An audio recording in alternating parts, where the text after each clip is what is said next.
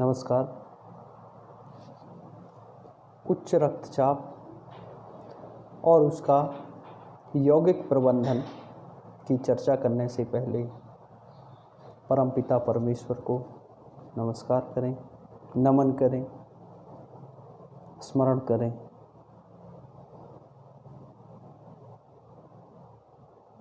ओंकारं बिंदु संयुक्तं नित्यं ध्यायन्ति योगिनः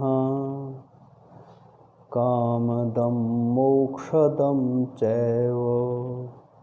ओंकाराय नमो नमः। ओम शांति शांति शांति।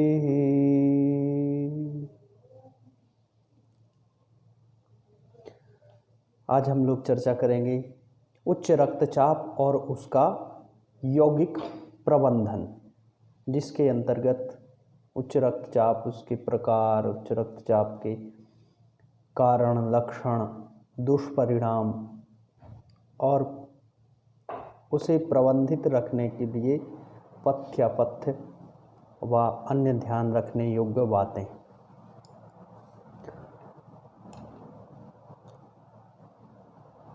हमारे शरीर में रक्त की स्वाभाविक गति होती रहती है।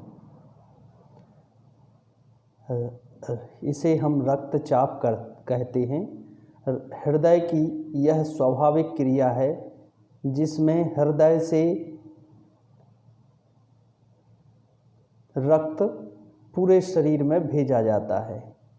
इसमें हृदय के प्रसारण और संकुचन से धमनियों द्वारा रक्त शरीर के प्रत्येक अंग उपांग तक भेजा जाता है और कोशिकाओं तक यह रक्त पहुंचता है। साथ ही इसमें जो शुद्ध ऑक्सीजन होती है वह भी कोशिकाओं तक पहुंचता है। रक्त नलिकाएं सामान्य रूप से लचीली होती हैं। उनके मार्ग पूरी तरह खुले और स्वच्छ होते हैं और जब तक ये ऐसे रहते हैं तब हृदय पर अधिक दबाव नहीं होता और इसे ही हम सामान्य रक्तचाप कहते हैं।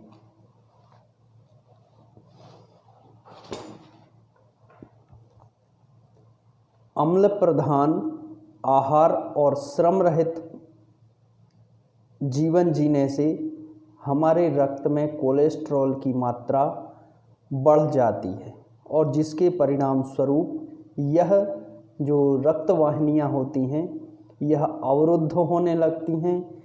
इनका लचीलापन कम होने लगता है और रक्त में रुकावट आने लगती है, जिससे कि रक्त के जो दबाव होता है वह बढ़ जाता है।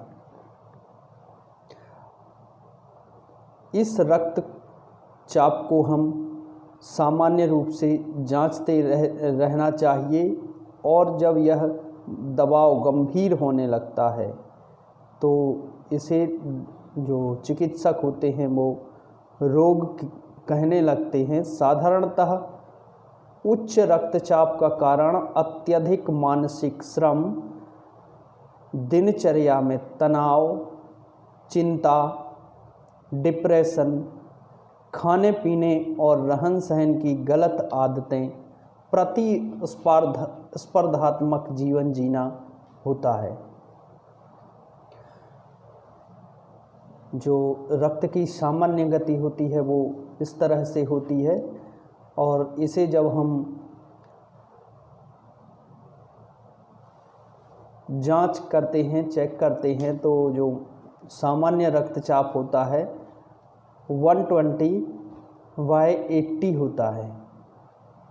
इससे कम या अधिक हो, जो 120 होता है वो सिस्टोलिक होता है और 80 डायस्टोलिक होता है।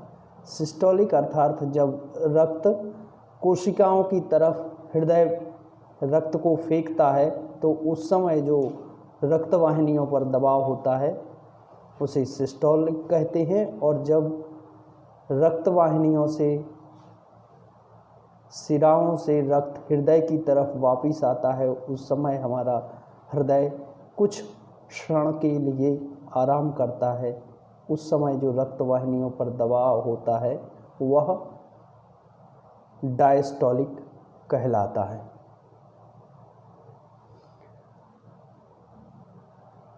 रक्त में कोलेस्ट्रॉल की अधिकता हो जाने से रक्त वाहिनियों में जब अवरोध उत्पन्न होने लगता है और वह कठोर हो जाती हैं। इस रुके हुए मार्ग में, जैसा कि आप चित्र क्रमांक 2 में देख रहे हैं कि सामान्य अवस्था में तो रक्त सरलता से अंदर दौड़ रहा था, लेकिन जब रक्त वाहिनियाँ अवरुद्ध हो जाती हैं तो वह रक्त की सरलता नष्ट होने लगती है और उसके सामान्य संचालन में बाधा उत्पन्न होने लगती है। रक्त वाहिनियाँ उसको सामान्य संचालन नहीं होने देती हैं, जगह कम हो जाती है, फलस्वरूप रक्त का दबाव बढ़ जाता है और इससे हृदय पर भी प्रेशर पड़ता है। इसे उच्च रक्तचाप की स्थिति उत्पन्न होने लगती है। उच्च रक्तचाप के मुख्य रूप से 2 प्रकार से इसे वर्गीकृत किया जा सकता है, प्राथमिक और आनुषंगिक, जिसे कि सेकेंडरी भी कहते हैं, और प्राथमिक को प्राइमरी कहते हैं। प्राथमिक या प्राइमरी या इसे इडियोपैथिक या एसेंशियल हाइपरटेंशन कहते हैं। इसका कोई मुख्य कारण शरीर में दिखाई नहीं देता है, फिर भी जो हमारी अनुकंपी नाड़ी संस्थान के कार्यों की अधिकता के साथ इसको जोड़ा जाता है कि इनकी कार्य की अधिकता से जब हमारा जो नाड़ी संस्थान है सिंपैथेटिक और पैरासिम्पैथेटिक, इनका संतुलन समाप्त हो जाता है। किसी एक नाड़ी संस्थान को हम ज़्यादा उपयोग करते हैं, अनुकंपी नाड़ी संस्थान का ज़्यादा, तो परानुकंपी नाड़ी संस्थान उस पर नियंत्रण नहीं रहता है, इसलिए यह उच्च रक्तचाप दिखाई देता है। आनुषंगिक कारण, आनुषंगिक अर्थात किसी के साथ। उच्च रक्तचाप मूत्रपिंड या मस्तिष्क जैसे अन्य किसी अंग की खराबी के परिणाम स्वरूप जब दिखाई देता है तो इसके रोगियों की संख्या प्राथमिक उच्च रक्तचाप से पीड़ित रोगों की अपेक्षा बहुत कम होती है। तो इसे अर्थात जब किसी अन्य रोग के साथ उच्च रक्तचाप के लक्षण दिखाई देते हैं तो इसे आनुषंगिक रक्तचाप कहा जाता है या सेकेंडरी रक्तचाप कहा जाता है। हमारे शरीर में उच्च रक्तचाप के लक्षणों की बात करें तो सामान्य रूप से रक्तचाप जब अधिक होता है सिर में भारीपन महसूस होने लगता है, श्वास फूलने लगती है, थकान बहुत ज़्यादा महसूस होती है, नींद नहीं आती है, दिल की धड़कनें बढ़ जाती हैं, छाती में खिंचावट महसूस होती है, चेहरे या कानों पर तमतमाहट महसूस होती है, सिर में दर्द होने लगता है, साथ ही बेचैनी जैसे लक्षण भी कुछ दिखाई देते हैं, ज़्यादा बोलने का मन करता है। तो ये उच्च रक्तचाप के लक्षण हैं। कारणों की बात करें तो उम्र के साथ साथ सभी लोग, चाहे वह स्त्री हो या पुरुष, दोनों के रक्तचाप में वृद्धि होने लगती है, रक्तचाप बढ़ने लगता है। जैसे जैसे उम्र बढ़ती है धमनियाँ और उनकी दीवारों में कोलेजन फाइबर्स की संख्या बढ़ती जाती है और इसके परिणाम स्वरूप होता यह है कि इनमें जो इनका लचीलापन होता है वह कम होने लगता है, कठोरता बढ़ने लगती है। जब वह धमनियाँ लचीलापन नहीं रहता है तो उनके फैलने और सिकुड़ने की क्षमता कम हो जाती है। इससे ये सक्रिय हो जाती हैं और ये इससे जो इनमें ब्लड के सामान्य संचरण की क्षमता कम होने लगती है, इन पर प्रेशर ब्लड पर पड़ने लगता है। इसके कुछ कारण जैसे कि पारिवारिक पृष्ठभूमि, जिनको इसे आनुवांशिकता भी कहते हैं, उच्च रक्तचाप जिनके माता पिता, दादा दादी, नाना नानी, बुआ, मौसी, मामा को होता है तो उन बच्चों में इसका खतरा ज़्यादा रहता है। परिवार में खान पान की आदतें, धूम्रपान की आदतें, साथ ही व्यायाम की आदतें भी इस पर निर्भर करती हैं। इसलिए ये पारिवारिक पृष्ठभूमि ज़्यादातर होता है कि जिस परिवार में जो खिलाड़ी होते हैं तो सब परिवार के लोग उसको खेल पर कुछ ना कुछ ध्यान देते हैं। ऐसे ही जो जिस परिवार के लोग आराम तलब होते हैं तो लगभग सभी लोग फिर आराम करते हैं। मोटापा, वज़न कितना है, इस पर भी उच्च रक्तचाप का खतरा ज़्यादा होता है। जिनका वज़न ज़्यादा होता है, मोटे लोगों में यह अधिक दिखाई देता है और धमनियों के भीतर जब चर्बी या कोलेस्ट्रॉल का स्तर जमा हो जाता है तो जो रक्त के संचरण में बाधा उत्पन्न होती है और इसलिए धमनियाँ सक्रिय होने के कारण उनके आवरण भी कड़े हो जाते हैं, उनके लचीलापन कम हो जाता है जो रक्त पर प्रेशर डालता है और यह दिल के दौरे का मुख्य कारण भी बनता है। ज़रूरत से ज़्यादा नमक का सेवन, अगर आपके परिवार में नमक का सेवन आवश्यकता से अधिक हो रहा है, जिसमें सोडियम होता है और जो शरीर में जो तरलता होती है उसको रोक देता है, इससे उच्च रक्तचाप में वृद्धि होती है, रक्त को गाढ़ा करने लगता है।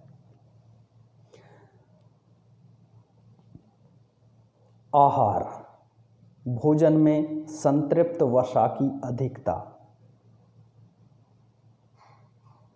दो प्रकार की वसा होती है तो जिसमें संतृप्त और असंतृप्त, तो वसा दोनों प्रकार से अगर अधिक ली जाए और उसमें भी अगर संतृप्त वसा और ज़्यादा ली जाए तो इस जो रक्तचाप है उसकी लक्षण जल्दी दिखाई देने लगते हैं। विटामिन और रेशेदार पदार्थों की भोजन में कमी से भी रक्तचाप में वृद्धि देखी जाती है। व्यसन, जो शराब, सिगरेट और मादक पदार्थों के सेवन से भी रक्तचाप में वृद्धि होती है। शारीरिक निष्क्रियता, जो शारीरिक श्रम ना करने वाले लोग होते हैं उनकी हृदय की गति बहुत जल्दी बढ़ने लगती है, ब्लड प्रेशर बढ़ने लगता है, हृदय को अधिक काम करना पड़ता है, इससे शारीरिक धमनियों पर ज़्यादा बल पड़ता है। व्यायाम की कमी से ज़रूरत से ज़्यादा वज़न बढ़ने का भी खतरा रहता है और जब वज़न ज़्यादा बढ़ता है तो रक्तचाप बढ़ने की संभावना होती है। मानसिक तनाव से शरीर में कैटेकोलामाइन के स्राव में वृद्धि होती है, कोलेस्ट्रॉल बढ़ता है और इसके से रक्तचाप बढ़ता है। अगर तनाव से ना निपटा जाए तो रक्तचाप का स्तर बढ़ जाता है, जो कि अन्य बीमारियों को आमंत्रित करता है। जन्म के समय का वजन और अन्य बीमारियां जैसे कि मधुमेह या डायबिटीज़ है तब भी रक्तचाप होने की संभावना ज़्यादा रहती है। कई बार रक्तचाप पर्याप्त मात्रा में नींद ना होने के कारण, अब नींद ना होना के भी कई कारण होते हैं, किसी बीमारी की वजह से या गर्दन में मोटापा होने से, खर्राटे आने से भी नींद पूरी नहीं हो पा रही है, या सोने के या रहने के स्थान पर किसी प्रकार का शोरगुल, रेल की पटरियों के पास किसी का घर है या एयरपोर्ट के पास किसी का घर है या किसी अन्य तेज़ आवाज़ वाली जगह पर आपका घर है और उस कारण से आपकी नींद की मात्रा जो है पर्याप्त नहीं हो पा रही है, इस कारण से भी उच्च रक्तचाप होने की संभावना बढ़ जाती है। उच्च रक्तचाप के दुष्परिणामों की बात करें तो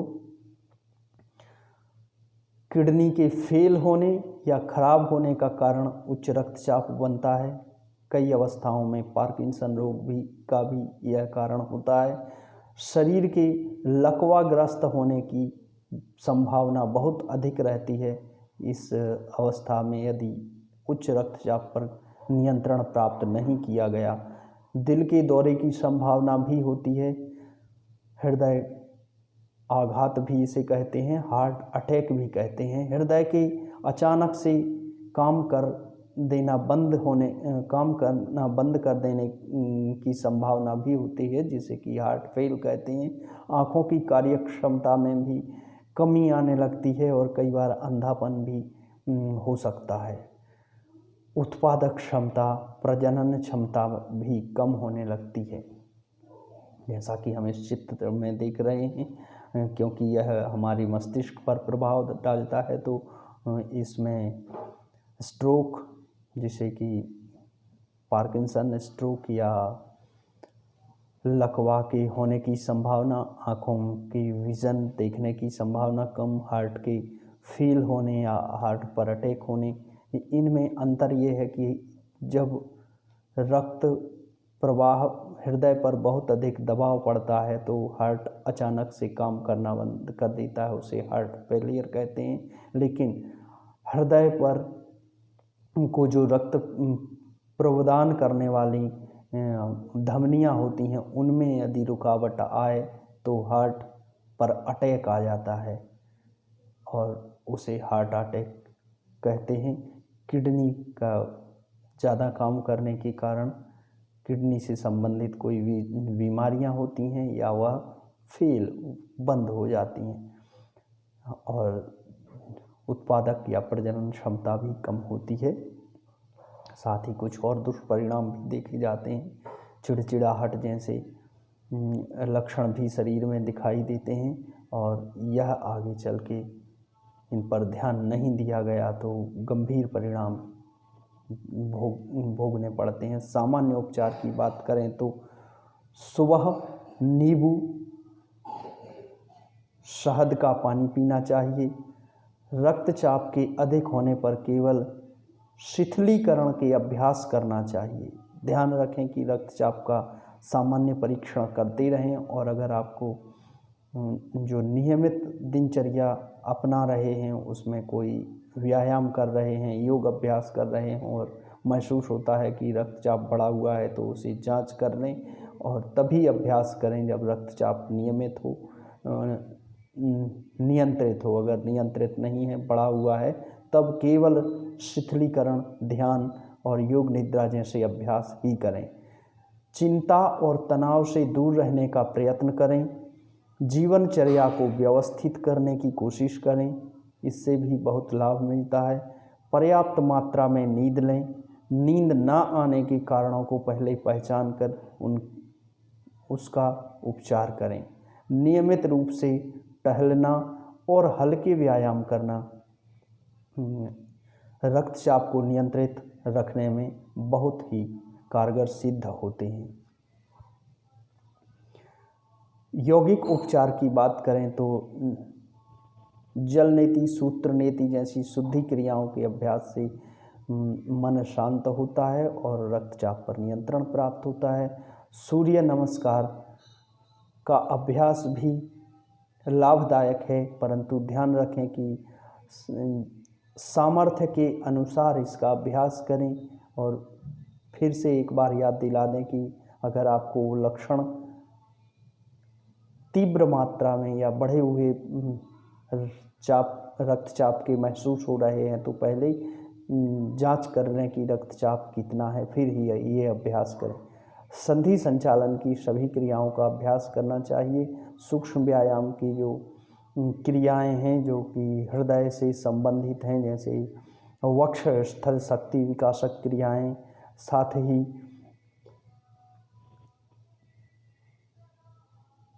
स्कंध, ग्रीवा और उदर शक्ति विकासक की क्रियाएं भी इसमें लाभकारक होती हैं।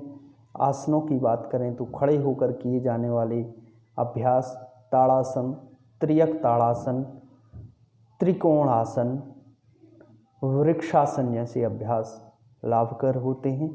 बैठकर किए जाने वाले अभ्यासों में वक्रासन, अर्धमत्स्येंद्रासन, गोमुखासन, मंडूक आसन, उत्तान मंडूक आसन, ऐसे अभ्यास जिनमें हाथों को ऊपर की तरफ खींचा जाता है जिससे कि हृदय पर एक खिंचाव आता है, वह अभ्यास ज़्यादा लाभकर होते हैं। पेट के बल लेटकर किए जाने वालों आसनों में भुजंगासन, और जब क्षमता बढ़ जाती है तब धनुरासन स्थिति देखकर करना चाहिए। पीठ के बल लेटकर किए जाने वाले आसनों में उत्तान पादासन, अर्धहलासन, वज्रासन, उष्ट्रासन और पवन मुक्तासन के विभिन्न अभ्यास। प्राणायाम, औदरिक श्वसन, यौगिक श्वसन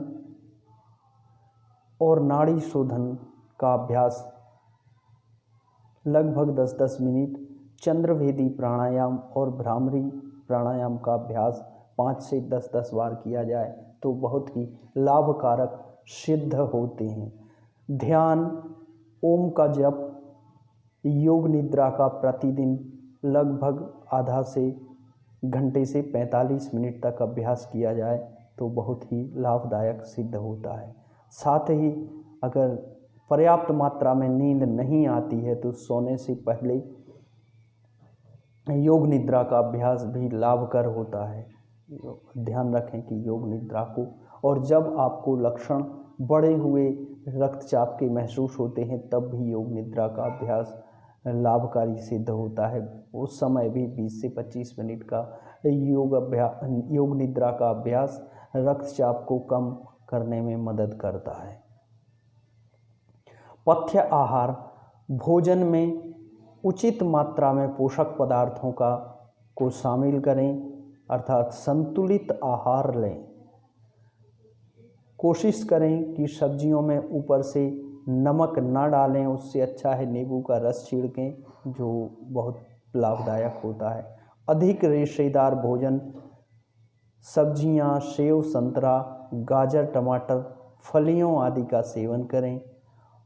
एंटीऑक्सीडेंट पदार्थ खाने की आदत डालें। खट्टे फल, पपीता, टमाटर, अनाज, दालें, आलू, हरे पत्तेदार सब्जियां, फलियों आदि का सेवन आहार में करें। भोजन में पर्याप्त मात्रा में पोटेशियम, कैल्शियम और मैग्नीशियम जैसे पदार्थों की मात्रा का बढ़ा लें और साथ ही सोडियम जैसे पदार्थों को कम करें। अपथ्य आहार तो सोडियम ज़्यादा लेने से बचें।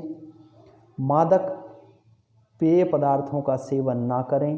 तले हुए पदार्थों को और मसालेदार पदार्थों का सेवन ना करें। अत्यधिक मात्रा में नमक होता है जैसे नमकीन, अचार, ऐसे खाद्य पदार्थों से दूर रहें, इनको ना ज़्यादा सेवन ना करें। ऐसे खाद्य पदार्थों से भी बचें जिनमें कि बेकिंग पाउडर का इस्तेमाल किया जाता है, और जो वसा युक्त आहार, ज़्यादा तेल या घी वाले आहार होते हैं उनका सेवन भी ना करें। कुछ और ध्यान रखने योग्य बातें हैं जिनका अगर आप पालन करेंगे, उनको आदतों में लाएंगे, तब भी आप रक्तचाप के खतरे से बचे रह सकते हैं या इसे नियंत्रित करके रख सकते हैं। आदर्श वजन बनाए रखें, जैसे कि आप बॉडी मास इंडेक्स होता है, उसमें जो आपका आदर्श वजन है उसको बनाए रखें, वजन को ना बढ़ने दें। नियमित व्यायाम करें। एंटी इन्फ्लेमेटरी दवाइयों का इस्तेमाल सावधानीपूर्वक करें। घर पर ही रक्तचाप की जांच करना सीखें। नियमित रूप से दवाइयों का सेवन करें। तनाव को कम करने का प्रयास करें। स्वस्थ जीवन शैली को अपनाएं। नियमित अंतराल पर भोजन लेकर अपनी खान पान की आदतों को नियमित करें। इसमें एक मुख्य रूप से ध्यान रखने योग्य बात है कि नियमित दवाइयों का सेवन। अगर आपका रक्तचाप की समस्या हो गई है और आपको आपके चिकित्सक ने जो रक्तचाप की दवाइयों के सेवन करने की सलाह दी है, उनको नियमित रखें। रक्त को जांच करते रहें और अपने आप से कभी इन दवाइयों को बंद ना करें। अगर इन बातों का आप ध्यान रखेंगे तो आप रक्तचाप को नियंत्रित रख सकेंगे। शारीरिक भार को नियंत्रित रखना, दिनचर्या को नियंत्रित करना। नियमित दिनचर्या करने से जो हमारी सोने जागने की आदतें होती हैं, हमारे जो शरीर की बायोलॉजिकल फंक्शन होते हैं, जिसके कारण हमारा शरीर के हार्मोन्स का स्राव हो, चाहे सोने जागने की आदतें हों, उन पर नियंत्रण होता है और उससे जो हमारे सिंपैथेटिक और पैरासिम्पैथेटिक नर्वस सिस्टम का जो संतुलन होता है वह बना रहता है। व्यायाम और योग अभ्यास नियमित रूप से करना, साथ ही उपयुक्त आहार, तनाव प्रबंधन के द्वारा रक्तचाप को नियंत्रित रखा जा सकता है। और एक बार फिर से याद दिला दें कि नियमित दवाइयों का सेवन, चिकित्सक के परामर्श पर ही औषधियों की मात्रा कम या अधिक करना और रक्तचाप की नियमित जांच कराते रहना। अगर हम रक्तचाप को अपने जांच करें और उसको नियंत्रित रखने का प्रयत्न करें, तब यह संहारक बीमारी नहीं है। और अगर हमने इस पर ध्यान नहीं दिया तो यह कई अन्य बीमारियों को आमंत्रित कर देती है, जिसके कारण हमारा शरीर स्वस्थ नहीं रह पाता है। तो जैसे कि युक्ताहार विहारस्य युक्तचेष्टस्य कर्मसु, इसके अनुसार अगर आप आहार विहार, आचार विचार पर नियंत्रण रखेंगे, उनको नियमित करेंगे, तब हम इस बीमारी को प्रबंधित रख के स्वस्थ जीवन जी सकते हैं, प्रसन्न जीवन जी सकते हैं। और अगर इन पर नियंत्रण नहीं रखा तो हम इसको घातक बीमारी के शिकार भी हो सकते हैं। तो ध्यान रखें और स्वस्थ रहने की कोशिश करें। फिर से एक बार इसी कामना के साथ, ओम सर्वे भवन्तु सुखिनः, सर्वे सन्तु निरामयाः, सर्वे भद्राणि पश्यन्तु, मा कश्चित् दुःखभाग् भवेत्। ओम शांति शांति शांति। सभी सुखी हों, सभी निरोगी हों,